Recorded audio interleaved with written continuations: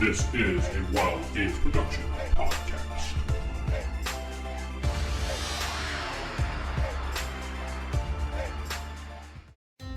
You remember. Roll your stealth roll? Game books, pencils, pizza, cheese puffs, and a hell of a lot of dice.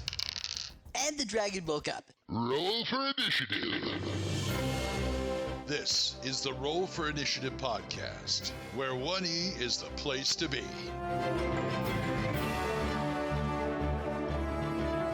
The Roll for Initiative podcast. We're back for Volume 8. I'm Vince. I'm sitting with Nick. How you doing, man? I mean, how you doing?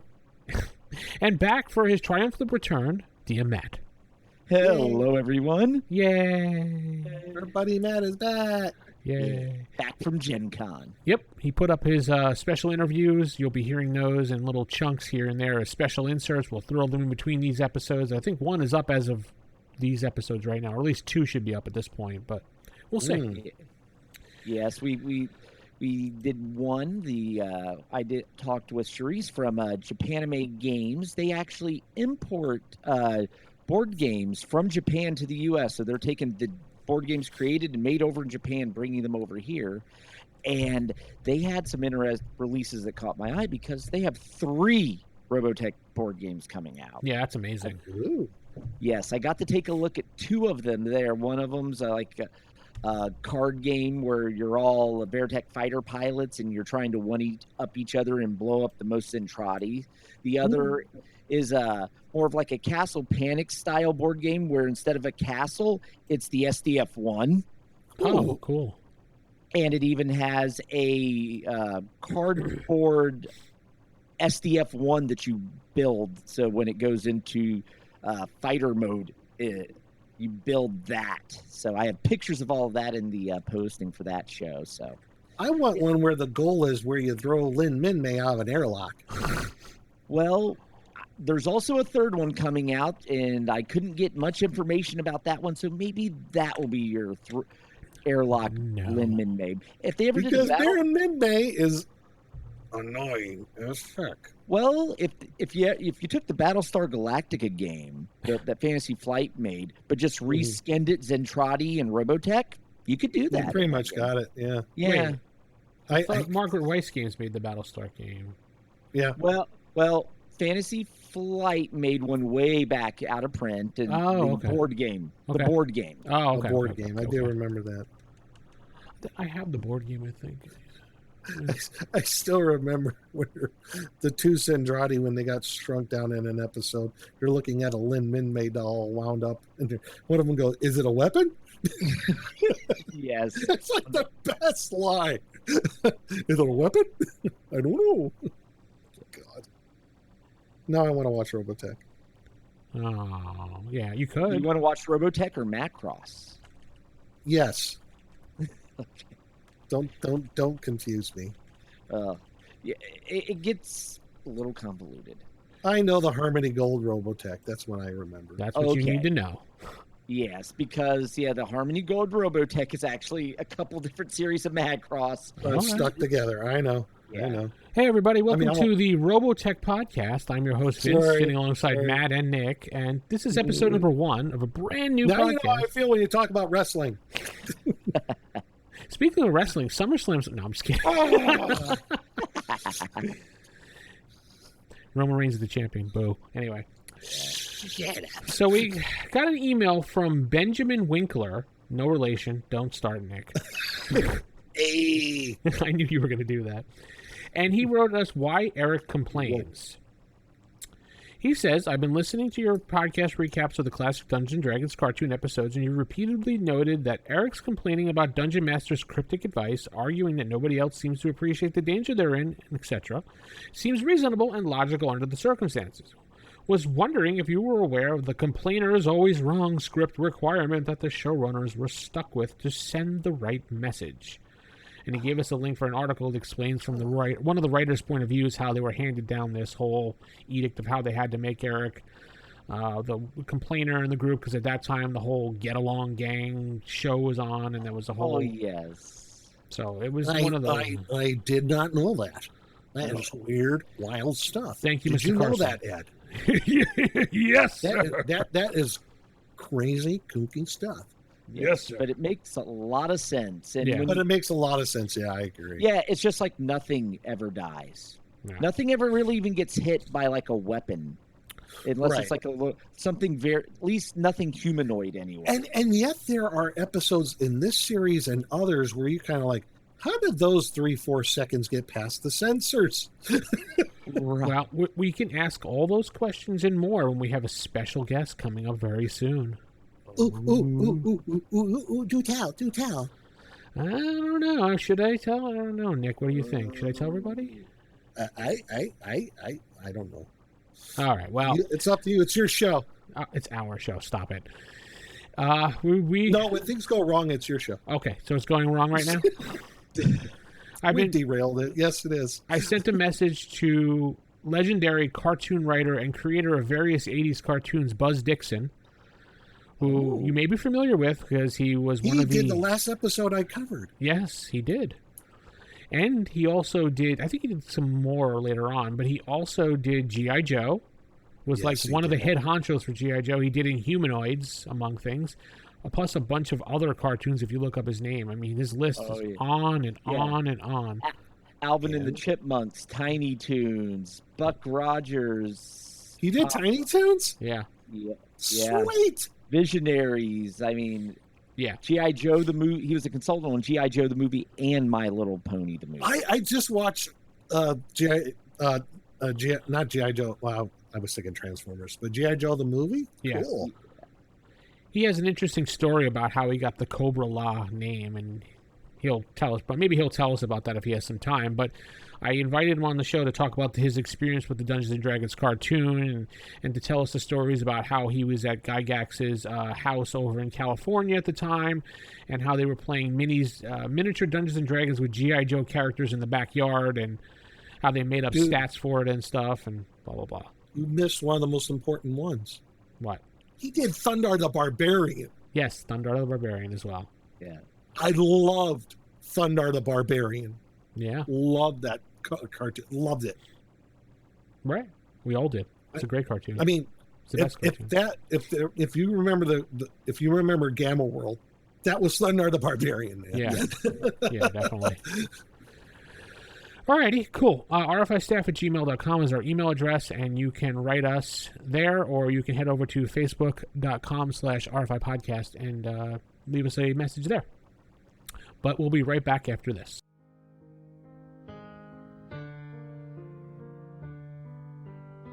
Are you enjoying the show you're listening to right now? Great! Why not head over to patreon.com/WGP and support that show for as little as $1 a month. $1 a month goes a long way to helping support the network of Wild Games Productions. Again, that's patreon.com/WGP. Thank you.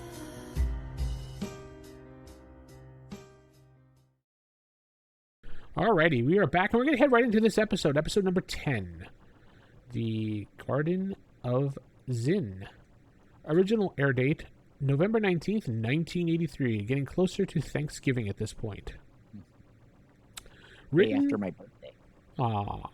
And I still have Halloween candy. You do? Not from then, but at that time I did. Oh, I was going to say. It's like, wow, Nick, you're really saving that candy. Hey, that's collector's stuff, man. Hey, candy corn would keep that long. Ugh. Ugh. Ranks right up there with circus peanuts. Yeah. Yes. A young Nick at this time was eating his Fruit Loops and his Frosted Flakes. Together. Ugh. What? Hey, you ever had it where, you had a box of cereal and there's like not enough to make a bowl, and you have another box now to make another bowl, so you kind of mix them together. No, I never mixed Fruit Loops and Frosted Flakes. I would vomit if I did that. No. If I ever hit that, when I make that bowl, before I get to that little last bit, I'll just make an extra large bowl. Yeah, just make an extra go large that bowl. way. I'm not mixing my cereal. You're a little You kid, don't man. You don't cross the streams and you don't mix your cereal. Okay, sorry. Geez, next he's going to tell us that when he grew a little older, he put coffee in his cereal instead of milk. Now that's just gross. Yeah, I know, right? I know people that done that. I'm like, ugh. Ugh. Cheerios and Anyway. coffee, yeah. This was another episode written by Jeffrey Scott. Hey, He's great Scott. He's quite busy, Mr. Scott. Mm. IMDb rated this 7.7 out of 10. Seems like all these episodes are in the 7s out of 10. We only had one that reached 8 so far. But still very highly rated, most of them. Yeah, and it's not like this like 1 or 2 reviews. It's like 40, 50, in that range of reviews. So people that are reviewing this have a general consensus of what they think this episode is rated. So in the 7 to 8 range, all these episodes, which means classic, good. Not perfect, but really good. So, anyway, summary for this episode. Bobby is bitten by a poisonous creature, and an antidote can only be found at the Garden of Queen Zinn. Will his friends be able to find it in time and convince the queen to give them the cure? Oh, boy.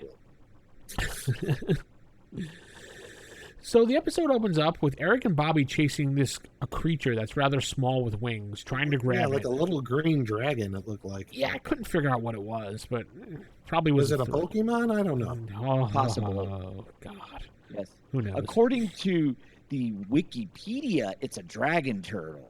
Okay. No, that's later on what you're thinking. That's later on. That's okay. That's the yeah. Oh, yeah. This is more the Godzilla villain. This is the little creature they're trying to catch as it gets trying to fly in the air. They're trying to find food at this point. Okay. Right.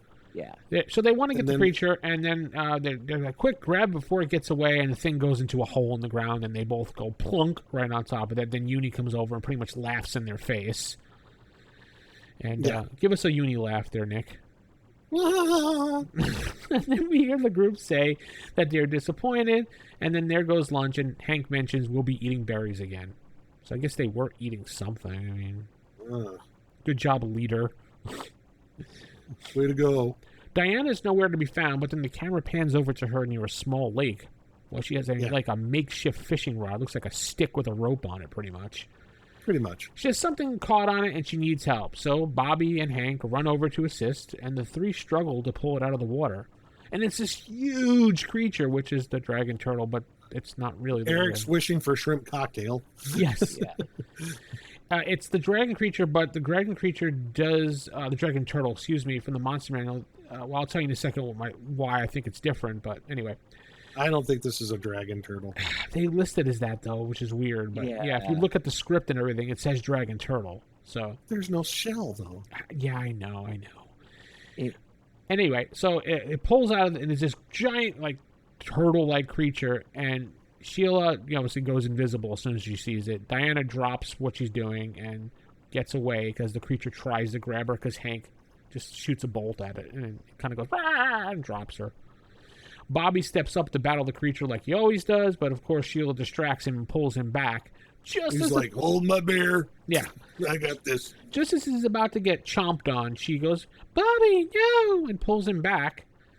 And Bobby's forearm gets like nibbled on. You see like a little red mark on it. Gets a little scrape. Yeah. Bobby gets it's only a flesh wound. Bobby gets rid of the water creature by bashing it with water. Yeah. I'll let that sink in for a minute. Big tidal wave. Yeah, I'll let that sink in for a minute. Anyway, the creature runs away. Makes all no sad. sense. I agree. The group asks if Bobby's okay, and he says, "It's just a scratch. I feel okay," and then passes out into Sheila's arms. I think I smell an Emmy Award coming for that. Yes. It's a spectacular, horrible scene. Presto speculates, I'll pause right there on that, that the monster's bite is poison. And the group heads off to find Dungeon Master because he has all the answers. Right. It's like, let's just go find Dungeon Master and just go walking off. Right. No, he generally finds you. I know. You never find Dungeon Master. He finds you. Yes. And you'll notice in this entire episode, they always say it was poisonous, but they never say what would happen if they don't find the antidote. The only thing I can think of is he's going to die. Poison. Technically, it's venom. Well, yes. He's poisoned by the venom there. Yes, he's poisoned by the venom, but they never actually say, well, if we don't find the antidote, what will happen to Bobby? They never bring that up. I think I like your original thought. We'll never find the episode. That's probably a better thought. Yes, it is. We will never find the end of this episode. But yes, they avoid saying, well, if we don't find this, he'll die. Never gets uttered. Yeah, because that's part of the whole... Whatever. It doesn't really... It's a cartoon. It's like that thing about Eric where he has to be the curmudgeon. Nobody dies. It's a cartoon in the 80s. Shh. Right. So, what was this creature? We're all debating. Based on the script, based on Wikipedia, and if you look at the original script, it's a dragon turtle from the Monster Manual. But dragon turtles do not have a poison bite. No. So, what could we speculate this creature is then? Gamera? Because Gamera is really neat. And made of turtle meat. Full of meat. We all love Gamera. Gamera has shell, though. Yeah, Gamera. true. Stop Maybe it, Nick. a mutation of him, the shellless Gamera. Nick, Well, you're then fury. they're playing Hackmaster. It's a poisonous variant. Right there, I you don't go. know. Your post-apocalyptic theory is coming true, Nick. Now the creatures are poisoned. So they're mutated. Yeah. Right. Mhm. It- I'm telling yes. you, man. It's like the glowing of Bobby's club isn't actually magic; it's radiation. Oh, there we go. Matt found the loophole. I don't know about All right, Nick's not buying it yet. Not yet. Not yet. Yeah. All right. The so verdict is out on it. The verdict isn't out on that. cut to the forest where we can assume the group has been walking for a while with Hank carrying Bobby, and then Bobby mumbles, "I gotta rest," as Hank nods and places him on the ground next to the tree. As I scream at the screen, "Rest from what? You are being carried." Hank needs the rest. Like I said, does he need a pillow? Yeah, does he really need a pillow? I mean, You need come his baba, his blankie. No, that was last episode. on. Oh. Oh, We find out that at this point, Bobby has a fever, and Eric wonders, is there a local drugstore around here? Yes. There's a CVS right around the corner from that tree, buddy.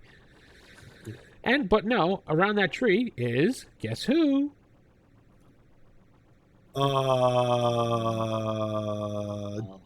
let me guess here.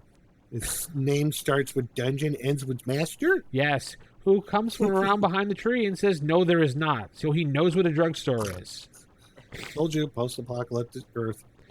And Sheila's like, fix him with your magic. Make him better. And then the dumbest explanation He's like, damn it, I'm not a druid. Dungeon Master gives him some weird answer like, this is nature's doing, and my magic can't help him. It's Told you, required. damn it, I'm not a druid. It requires a natural remedy, which I put in quotation marks, dick, afterwards. Yes. He has all this power, but yet he can't help this kid with a little fever. He's a magic user. He's not a cleric or a druid. He cannot heal. He's the professor from Gilligan's Island. He can build nuclear reactors with coconuts, but cannot build a boat. Yeah, well, dumbass. Then DM says the only cure is the foot of a yellow dragon. Eric snaps with, oh great, what are we supposed to do? Waltz up to a yellow dragon and ask to borrow its foot? Wah, wah, wah. Sheila jumps in with, where can we find this dragon? DM walking away at this point, of course. And he looks like he has an evil smirk on his face, too. Yeah, I know. Was he not going to tell them, by the way, where to find it? I mean, he was kind of walking away from it at this point. And he goes, to the north, in the garden of Queen Zinn. Yeah. So the group just blindly starts heading north as Eric starts complaining about being hungry again, because that's what they were doing in the beginning of the episode, looking for food. Mm-hmm. We cut to a nice green pasture with a large Disney-like logo castle. Come on, tell me, did that not look like a Disney castle in the background? It did. Yes, There's it did. no doubt. Then we cut to the inside of the castle where we see a woman sitting on one of two thrones. We find out this is Queen Zinn as a phantom stalker, as we find out. Yep, it is. Smokes his way into the room from the ceiling, which I didn't realize phantom stalkers moved around like smoke like that, but that was kind of cool how they did it. Yeah. Yeah, I dug it. But you can find more about him in the Fiend Folio if you need to look him up. Yep. Page 72. And he looks pretty much close to what he looks like in the book, so good job. Yeah. The stalker says, a suitable knight has entered the realm, one who is fit to be your king. So we kind of get an idea what's going on here with this empty throne next to her, right? I mean, you know. Oh, yes. Yes, and she's Hey, an attractive And she's woman. good looking, too. Yeah. she's Yeah. very attractive. So think about that. She's got an empty throne. She's a hot chick, and then the stalker says a suitable knight to be your king. There you go. What do we think here? There's something wrong with this chick right away. She must be crazy. Yeah, it's always the crazy chick that's hot. Yeah, exactly. Yeah, yeah. Zinn wants to be really sure this this knight is suitable for her and says, wants to know if he could survive the trial of the worm. Ooh, which is kind of interesting, but I wish they did more on it. Ooh. The stalker thinks the magic weapons Dungeon Master gave the knight should allow him to survive. Zinn then demands the stalker bring the knight to her ASAP for marriage, so her spell will be broken or as time is running out and she will lose her throne. So I'm thinking, Eric is the knight? Give me a break. No. Yeah. Well, he's got the shiny armor. If you were to take the 8x10, he does look the part. So we find out hot chick needs a husband, has a spell on her. So what is she up to? Is she evil? Is she good? We don't know at this point yet. We just know that she has a spell. I'll break that spell. Yeah, at the end of the episode, I don't think you want to break the spell, but whatever. Yeah, I know.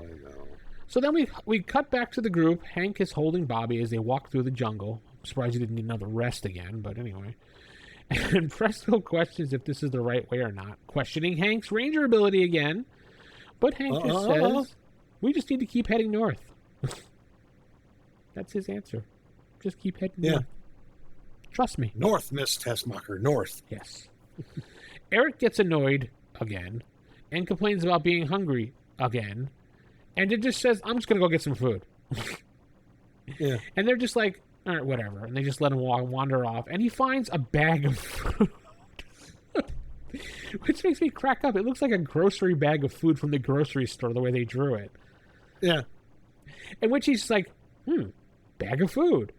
Anybody's food? Nobody answered my food. Yep. So he just basically takes it. Mm-hmm. I'm saying to myself, gee, nothing fishy about you looking for food and finding a whole bag of fresh food. I don't know. And then a pig man shows up and taps Eric on the shoulder as he freaks out. And Pig man?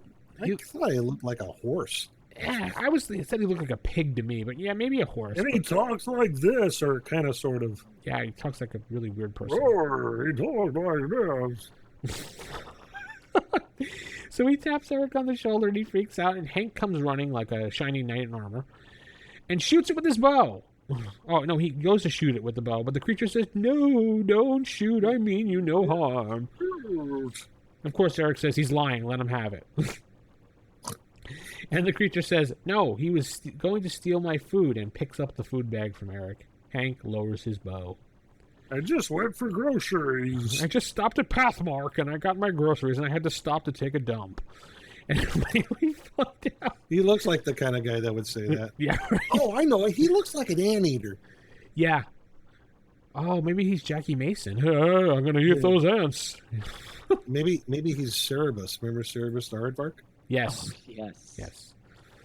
We find out he doesn't need the food. He has plenty. And, oh, yeah, his name is Solaris, which the way he sounds it, when he first said it, I thought it was Sir Lars, which turns out to be anyway, but it's Solaris.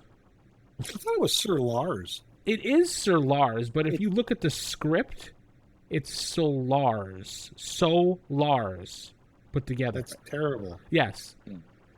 And I'm thinking to myself, Sir Lars? I had to listen to it 4 or 5 times to get this. If it was Sir Lars, Solars. And I went, screw this. I looked at the script online. It's Solars. As it was written I'm going down. with my childhood said Sir Lars. Yeah. Well, yeah, he is It's Sir Lars. Yeah, it's both. Yeah. Presto then grabs the food eagerly and starts passing it around the bag to everybody but Eric, and they all start eating. And Eric gets a little annoyed, of course. No. The group eats as the horse/pigman says Bobby is too ill to move and should rest. Tells them he can rest in his house and points to the left, and we see some weird-looking stone cave house. How did they miss this house, by the way?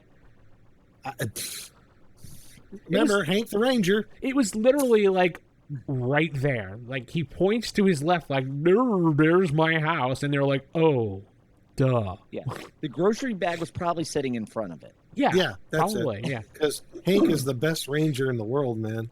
he tracked himself nowhere. Yes, he couldn't track himself out of a wet paper bag. Ooh, that was some fighting words, man. Oh, bring it, animated character Hank. Willie Ames is going to come after you, buddy. Oh, was Bible Man or Hank? Which one? Anyway, Sheila opts to stay with Bobby as the group mentions they need to go to the garden. The pig guy, the horse guy, freaks out and says, "There's nothing but evil there." The group convinces him to tell him where the garden is located. He says, "Beyond the dark forest, beyond the valley of the smoke, that'll be the way," and points to the left again. Everything's to the left. It's like, rah. Exit stage left. The group leaves as Bobby, Sheila, and stupid Uni stay behind. Thank God. I have to hear Uni for a while. No sound effect, Nick? Well, Was that a no? well, Okay. Now we cut to like a valley of sorts, and we see some smoke coming from holes in the ground. I guess it's a plains with like, what do you call those? Volcanic holes? Volcanoes? Yeah, I'm thinking that's what Yeah. it was. And of course, there is a fork in the road. Like of course. it looks like a yellow brick path and fork of something. It's just weird looking. The group discusses the situation, saying Solars did not mention a fork in the road. Eric, with the voice of reason, as always, says, "Knew we couldn't trust that creep. He's probably selling Bobby and Sheila to Avenger right now as we speak."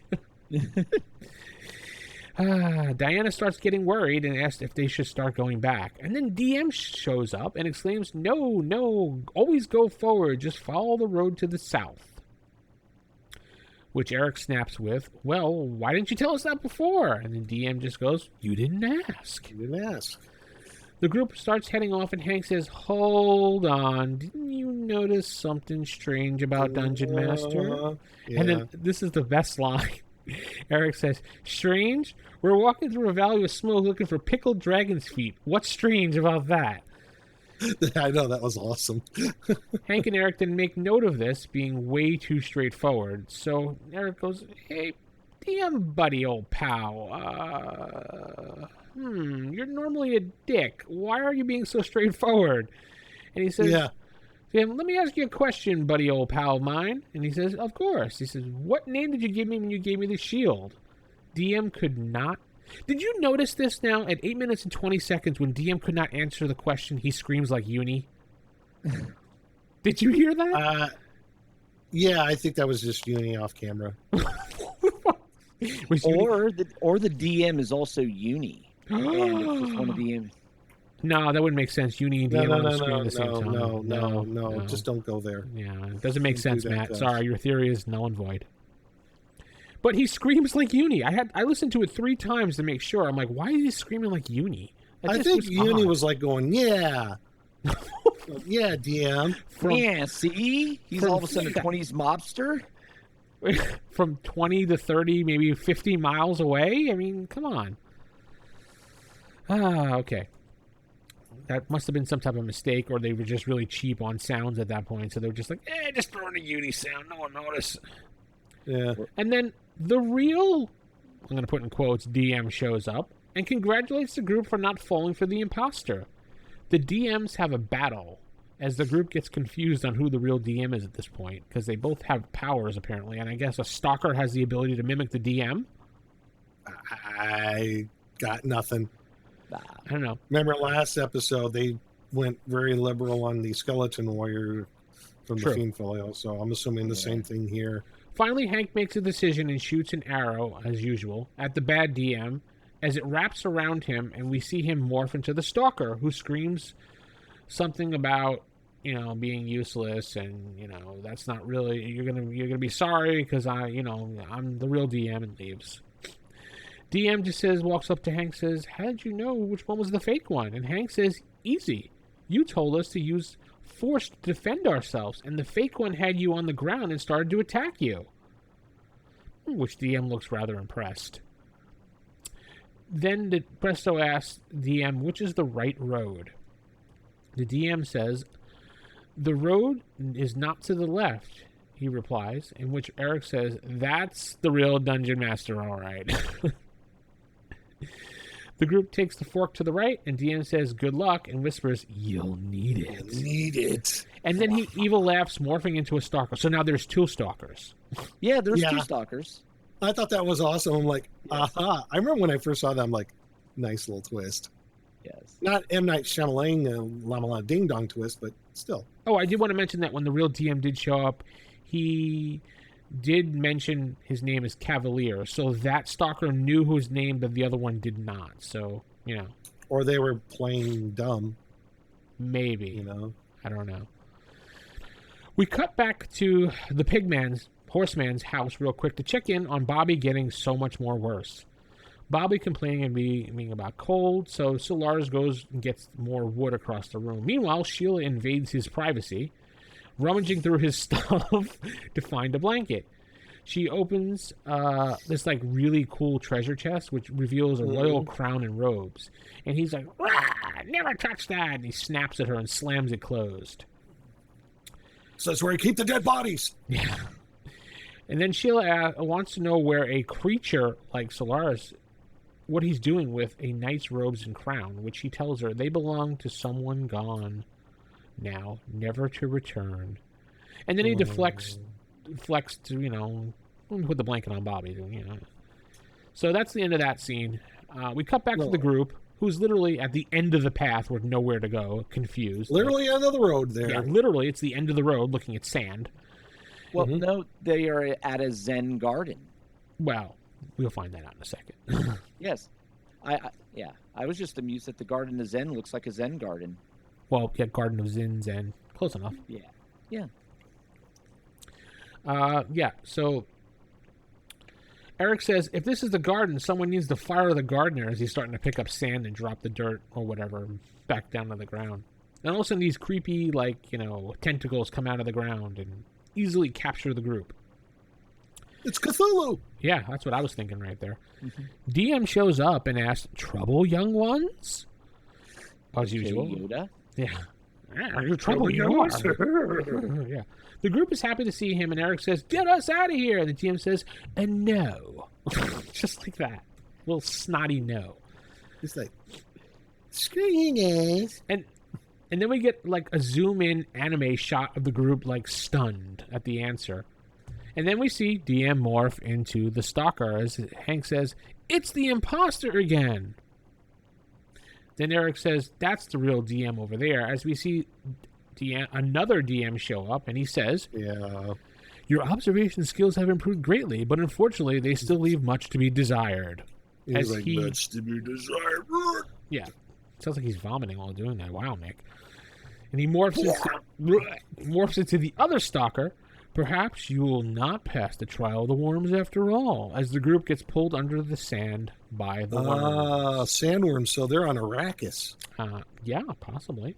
Dude. Or Tatooine. Desert planet. Cut back to the Disney castle, as we see the two stalkers. Come on, it looks like a Disney castle. It does. I'm froze at 11:38. Yeah. It looks like the stereotypical it's Cinderella's Disney castle. Yeah. As we see the two stalkers smoke fly into Zinn's chamber and say, all is going as planned. And Zinn says, then the knight will face the trial of the worms? Soon, the stalker says, as we cut to the underground tunnel as the group is let go from the worms, and the group talks about where they are and what's next. As, of course, Eric comes flying out of there after they do, bumbling. They decide to make the best of it. Yeah? Yeah, he falls from the top, yes. Yeah, I think he got caught on something and then kind of bonk. And bonk. Yeah. Do comedy. Then they decide to make the best of it and find a way out to find a cure for Bobby. We cut back to Solaris' house. We find out he's some type of wizard or potion maker, and we see tons of weird purple potions. Maybe he makes Pepto-Bismol on the side. I don't know. That's what it looked like to me. Mylanta. He's indigestion. Yeah. He'll give you... Anyway, Sheila starts asking questions and gets shoved away, kinda. And he went, sorry, this spell makes me lose control. Spell, you say? Maybe things are starting to come a little clearer here, right? I don't know. Not yet. As Nick is pouring another bowl of cereal at this point. Yes. So we find out he's under some spell in which no one can help him anymore. Cut back to the tunnel. That ends that scene. The group is walking. We hear a roar of something. Suddenly, we see a giant worm show up and attack the group. A purple worm! Yay! Yay, purple worm. Look in the monster manual if you want to know more. Monster manual, everybody. Yep. But Diana quickly figures out if you jump on its back and smack it with your staff a few times, it'll tame the worm, because that's what she does. That would be something a ranger would know, but hey.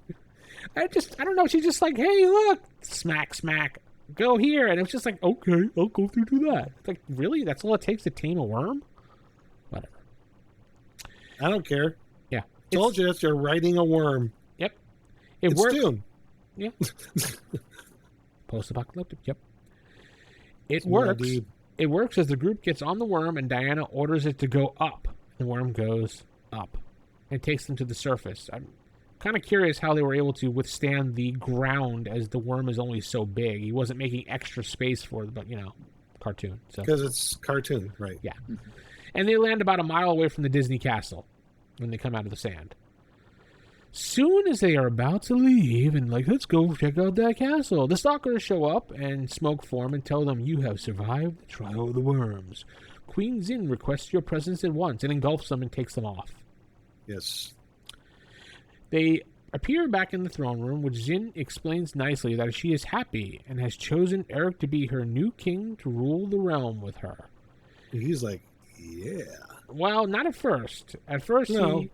Eric refuses, but then quickly comes around as the queen shows him crowns and jewels, telling him, why not let them keep searching and you could share the wealth of the throne with me? Because Eric complains, well, I have to find my way home, And then Eric basically says, well, if he's going to be stuck here, why not live here in style? Of course he would say that, right? Mm-hmm.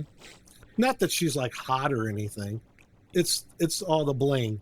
Yeah, it's all the blame, not the hotness, of course. And then Diana goes, Right. duh, Bobby, sick. And then Eric's like, oh, yeah, that's right. Asked him about the dragon's foot, and she's like, oh, okay. And she's like, follow me.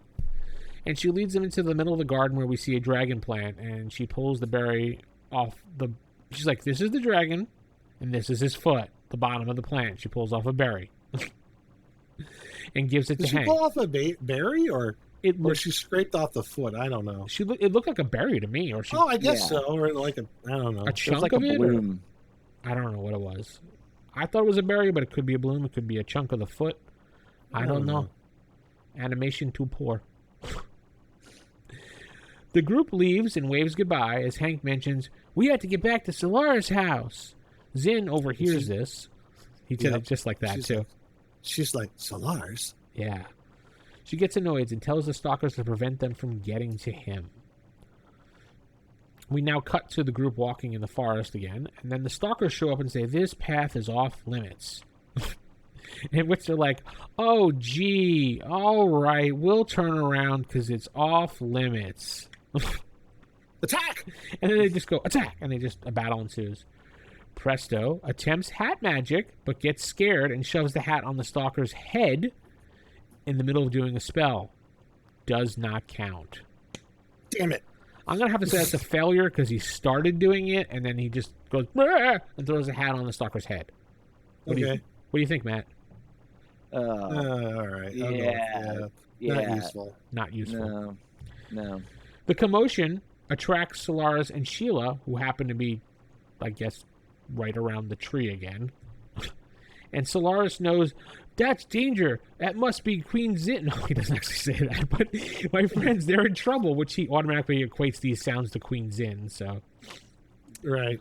we cut back to the coronation or wedding or whatever, which turns out to be a bit more complex than Eric was expecting. He does say I do to being the husband and king, but the ceremony also asks him to pledge to protect the kingdom from dragons and barbarian invaders, and to perform the ritual dance with the serpent of fire to battle the giant two-headed ogre. And Eric's like, whoa, what are you doing here? Whoa. And the guy's like, it's just merely part of the ceremony. So we cut back to the group, who is fighting and in some serious help. Solaris grabs a potion and throws it at the stalkers, which turns them into stone. So what is he making? Turn to stone potions? Sheila runs over and hugs Solaris with such glee and joy that a tear falls down her cheek and lands on his snout. This is why I thought he was a pig, because it was a snout. But whatever. The group runs back to Bobby because now they have the cure. We see a glowing light around Solaris as he comes in to the room, all handsome and dressed fully in king gear. Where the hell did that come from? Well, From his that chest. But when did he was outside? They were so intently watching Bobby die. Yeah. So that they didn't know. And the tear scene was awfully reminiscent of Anna and Elsa from the end of Frozen. Yes, but yeah, that didn't happen yet. So yeah. Right. Yeah. So Frozen stole it from that. Yeah. That moment in time between Solaris. Stop it. They stole it for Frozen. Oh, anyway.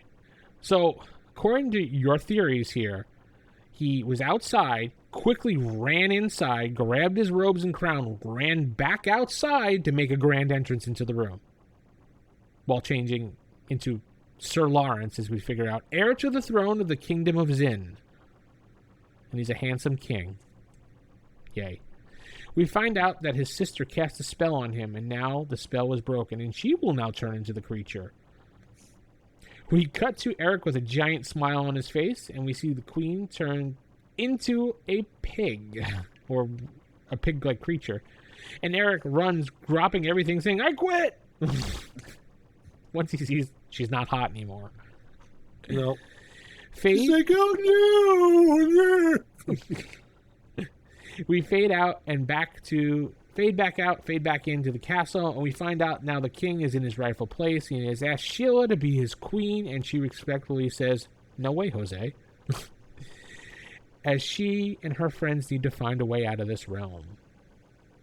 After all the hard work is done, Dungeon Master arrives to praise Sheila's decision not to marry King Lawrence. "You have seen the true person beneath his monstrous appearance," he says. Eric, angry at Dungeon Master, says, "Speaking of which, I see right through you, Mr. Imposter," as he grabs the DM's He pendant. grabs DM. I'm like, dude. You don't grab the DM, dude. Never. When DM claims that he's the real deal, Eric says, "Well, if you're the real Dungeon Master, then I'm a blue-nosed baboon." Baboon. And of course, Dungeon Master's magic pendant turns him into a blue-nosed baboon. And DM's like, and DM says, "A blue-nosed baboon? What a strange choice." The group laughs and Eric turns back. End of episode. Yes. The end. Side note, first episode we've seen with no Venger. You're right. Yes. Notice that at the very end, I said to myself, no Venger There's no whatsoever. Avenger. Yeah. We're actually expanding upon the realm here. if you will. Yeah. Yes. Yeah. Yes, with a heavy Disney influence, because we also had a little Beauty and the Beast thrown in there. Well, at the end it as is the post-apocalyptic Florida. So Yeah. I have a couple links yeah. I'm going to throw in. One being the one about, that was from our email, about the complainer thing from the 80s, talking about the writer's perspective of why he had to shoehorn this in. Also, another link that I found on Amazon called The Grand Tour of the Forgotten Realms, written by Jeff Grubb. It's a comic book addressing the kids as they're all grown up in the realm. Oh. Yeah, I didn't know it existed. It came out in 96. I was looking up stuff for this show episode, and someone mentioned this comic book, so I started looking around for it, and I found it on Amazon, and then I looked up the name, did a little more digging on that, and supposedly it addresses the kids in their older age. I guess they apparently never escaped, according to what Jeff Grubb wrote. So, yeah. So the last episode, even though it was written and performed, it never happened. So, whatever. Or maybe they got sucked back in. Knowing them, they probably did. Hank probably led them back in. Oh, look. Yeah, it was like as soon as they got home, they hopped back on the coaster. Wait, I left my wallet on the coaster. It was 1996, so maybe it was, hey, look, it's an advanced Dungeons and Dragons. No, I'm kidding. Yes. Second edition. Let's go. And Eric's like, oh, come on, No, dude. we're going to play Magic the Gathering. Yes. All the cool kids are playing that now. Oh my god, I remember that back in the 90s. It was like, we can play some Magic. Let's go down to the store and play some Magic. And I was always like, Geek I got Poker. caught up in that arms race too. We always made fun of it saying Geek Poker, even though we were the geeks too playing D&D. But yeah, different story, different time. I mean, Like geeks made fun of nerds. geeks. Yeah, they were the lower form of geeks, you know. And I also have a video that goes over the 12 known and unknown facts about the Dungeons & Dragons cartoon. If you watch the cartoon before in its entirety, you pretty much know all the facts. Maybe there's like one thing in there I was like, I forgot about that. So Presto did nothing with his hat that was useful in this episode. Absolutely not. Nope. He was a waste of space. Yep, pretty much. I agree. So this episode could easily be turned into an adventure. You following the exact format of this. Mm-hmm. Yep. The DM could be replaced by a tour guide of some sorts, maybe. I didn't even think you would need that. Maybe. Yeah, I guess if you don't want to add that in, but if you want to add the you aspect, could easily strip that out and just have it as is. They get sent to the Zen Garden, fall down the hole, and boom, worm. yeah, true. But yeah, you can easily just cookie cutter this into an entire adventure wrapped around the same plot. Have one of the characters, or even an NPC, for example. You can start the adventure off with an NPC being attacked by this turtle creature, and the group has to go rescue them, and then the person gets bitten, and then the person's like, oh, it's my daughter, and she's gonna die, I need the cure, and he's like, oh, we'll go to the Garden of Zinn, I heard that the dragon's Yellowfoot's the only thing that can cure it, and then there's your adventure. Yeah. There you go. Yeah. Or you could even just keep this in the old bag o' tricks for if someone were to get poisoned at some point through Yes. some other means, and this is the side quest they got to go on for it. Yes, that's perfect, yeah, even better. Cut out the dragon turtle altogether. Hey, it's a poison, here's what you gotta do. Mm-hmm. Side quest. You can add everything, including the whole king-queen thing if you want to. Well, minus the wedding part, but you can all add that all in. So yeah, good episode. I liked this episode. It was pretty good. Yeah. You guys, Yeah, it's a good one. All right. And I didn't notice that until you mentioned it. It's like, oh my god, yeah, there's no Venger in this. Yeah. one. First episode, we have no sign of Venger at all. Huh. Hopes and dreams of going home. Dashed. Yeah. It's like they find ways and then they. Yeah, and in fact, the whole episode wasn't even about going home. It was about helping Bobby. Yeah. So. So. Dungeon Master, dick all along, because you know, yeah. Dungeon Master, as we find out later on, has the ability to send them home, but just doesn't do it. It's such a dick. Yeah, because he wants to torture them. That's why. Yeah, it makes you wonder who's evil. Yeah, Venger's probably the good guy. We just don't know it. He's misunderstood. Mm. Maybe Right. Venger just wants to go home too. Yeah, Venger's been trying to fight the DM to free the children, and if he could get their weapons, he could defeat the DM and send the children home. But no, the DM manipulates. Now that's the an children. M. Night plot twist if I ever heard one. Right. All right. Well, have you watched Requiem? It was the actual final episode. They didn't film it. They made it into an action motion comic. No. You ever find that on YouTube? You gotta watch it. No. Yeah, I have it. I just haven't watched it yet because I'm waiting to watch it everything in sequence for the show. So I'm trying not to jump ahead. Okay, I won't. No spoiler then. All right. Well, we're going to say tell us your ideas, rfistaff@gmail.com, or head over on Facebook at RFI Podcast and let us know what you think about this episode as it's posted. Good night, everybody.